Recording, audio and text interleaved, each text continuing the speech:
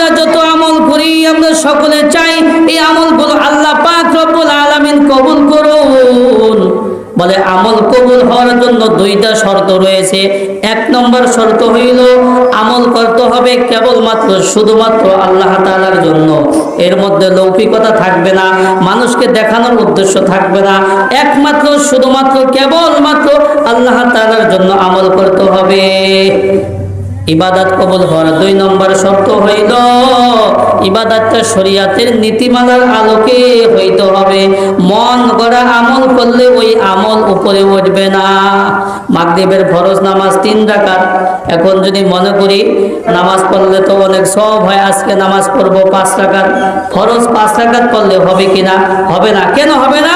বলে শরীয়তের নীতিমালার আলোকে হয় নাই, শরীয়তের নীতিমালার আলোকে হয় নাই। তো আমল কবুল হওয়ার জন্য দুইটা শর্ত রয়েছে।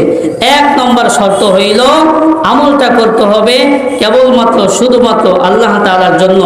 2 নম্বর শর্ত হইল আমলটা শরীয়তের নীতিমালার আলোকে হইতে হবে, শরীয়তের নীতিমালার আলোকে হইতে হবে।